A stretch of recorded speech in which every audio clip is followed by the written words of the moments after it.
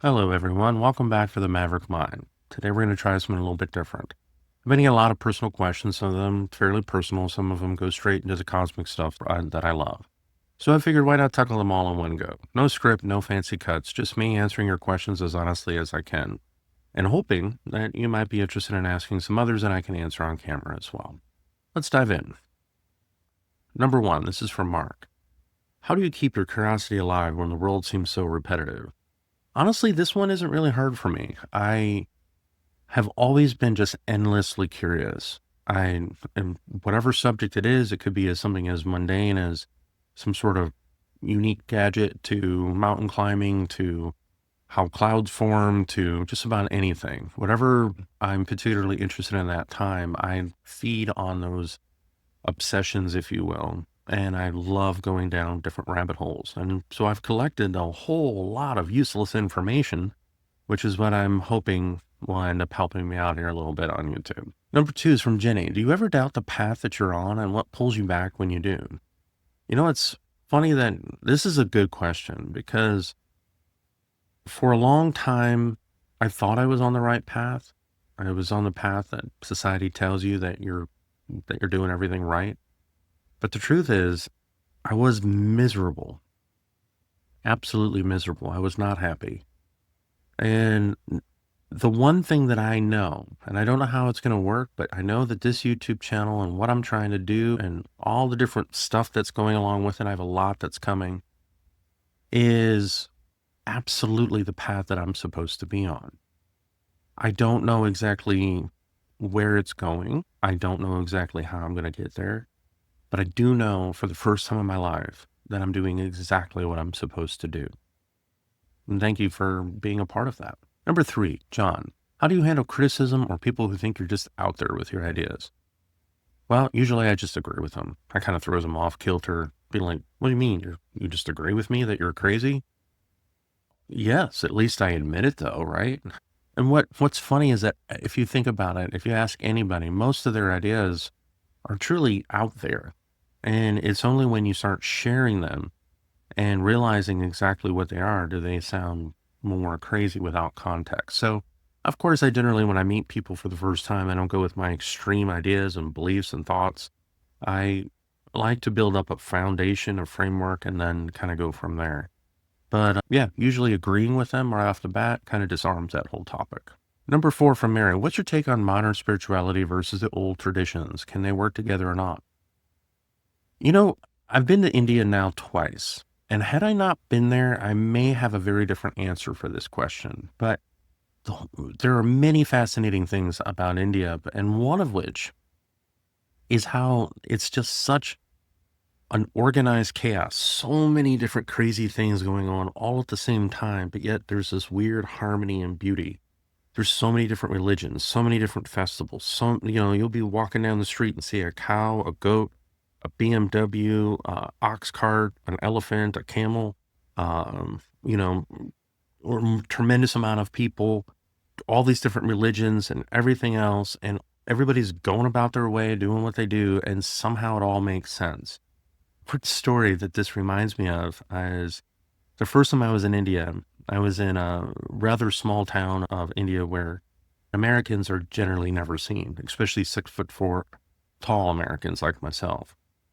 I went to this one temple and it was a beautiful temple, but the thing that stood out to me the most is we were on this line to get a Hindu blessing and they putting some paint on my forehead. And when it finally got to me, the sadhu, the Hindi priest, essentially, uh, was literally just sitting there cross-legged with a loincloth on. But he told me to pause, okay, and reached out, which I swear to God was directly from his ass, pulled out a cell phone, had a conversation, put it back, I'm pretty sure right back up his anus, and went on his day and did his thing with my forehead and went on. And it was just such this weird a realization for me of just the irony of how the world has changed. This guy is living in this old temple, wearing a loincloth, but still had a cell phone. And so, yeah, things are definitely able to blend. Actually, I love that blend, and it's one of the things I love, particularly about India. And I think we have a lot to learn from that country. Question 5, Raj. If you could travel to any ancient site right now, where would you go and why? Actually, it would be Egypt. I've been to Egypt once, many years ago when I was with the military. I did get to see the pyramids only briefly, but from a distance. But I've always desired to go back and truly look at all of this. I'm working on a few different scripts right now on some things that I have a lot of questions about in the ancient Egypt, and I definitely don't believe the main narrative that we've been given. And there's so much more to it. All these secret societies around the world all go back to ancient Egypt. I also find it weird and fascinating that in no holy book, not the Bible, Quran, Torah, anything, none of them mention anything about the pyramids. And I just find that fascinating as to that's an obviously a very odd omission. So without going into too much detail on it, that would be the place I definitely would like to go check out first. Number 6, Brett. When you're deep in research, how do you keep from getting overwhelmed by all the information? Well, I don't really have a good answer for that, except that it's one of the things that I feel like I do that I excel at. I love to take a lot of different bits of information, connect dots that I don't think everyone else sees, and then communicate it in a clear and easy to understand way.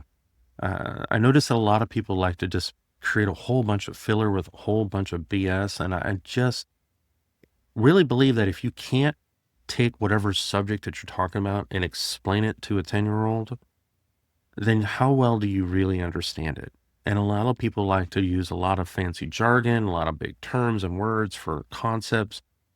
And yes, you sound like you know what you're talking about, but do you? So I don't really have a good answer of how I do that. It's just something that I feel like I'm good at. Hopefully you agree. Number 7 is from Paul. How has your idea of success changed since you started the Maverick Mind? I actually really like this question because by every modern day terminology, I had been successful for many years until I wasn't. But I realized also that I was miserable, incredibly stressed, incredibly anxious, had to have medication to be able to help deal with it. And I was miserable. The further I get away from that, the further I feel like I'm on the path that I am now. And the more that I feel at peace, the more that I feel happy. And I definitely think my idea of success has changed that it's not how much you have, it's basically how much you feel fulfilled, happy, and yeah, that's definitely a much, much more meaningful definition of successful than I've ever had before.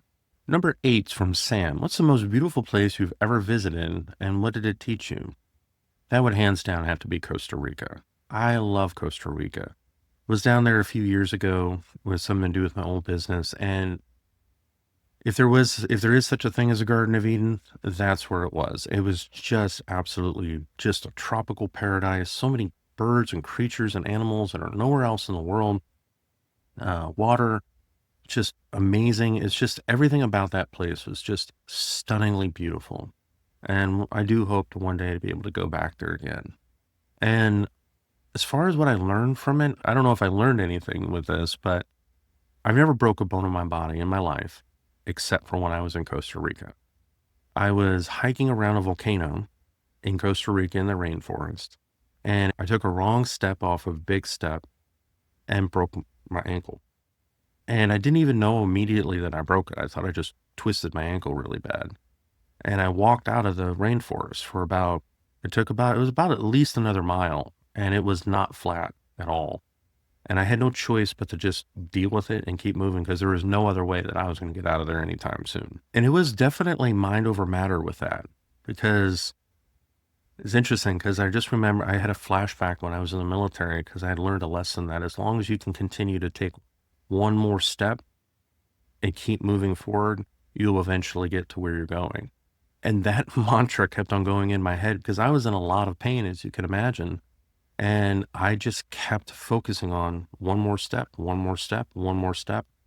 And it took a while, but I finally got out of there. And yeah, I guess that was an interesting lesson that no matter how painful life can be, if you keep on taking one more step, you'll eventually get to wherever you're going. Another ironic thing is nothing in my life has ever been normal. So, of course, I can't break a bone the normal way. I have to do it in Costa Rica hiking around a volcano in a rainforest, but that's what happened. Number nine, Tina, if you could invite one historical figure to dinner, who would it be and why? I've actually thought about this question before, and ironically, I think it would be Leonardo da Vinci. There are a lot of different interesting people historically that would, of course, be interesting to talk to. But I've always been fascinated with Leonardo da Vinci because if anyone is a true genius, he was a true genius because he was a genius in so many different types of things. His mind was so far ahead of his time. And I know that he would be equally as fascinated to talk to me from the future as I would be to talk to him from the past. He's kind of my little personal hero. Number 10, Tim. Do you think true inner peace is possible, or is that just another myth we chase? I think anything is possible. And of course, I think inner peace is possible. But I think we almost need to define what that even means, because what might be inner peace to me might be very different meaning to you, and to someone else could be completely different. I hope it's true. Have I found it? Have I seen it? No, not completely. But I'm seeking it, and I'm planning on basically talking to a lot of people, and I'm going to go and figure out exactly how to best answer that question. All right, so that's it for today's questions. Some of these really made me stop and think, and I hope they did the same for you. If you've got any questions of your own, please do write them in the comments or write me directly, however you please. And let's keep this going. And hey, if you got something out of this, please throw me a like and subscribe, and maybe consider checking out the Patreon. Thank you for hanging out with me. See you next time. Peace.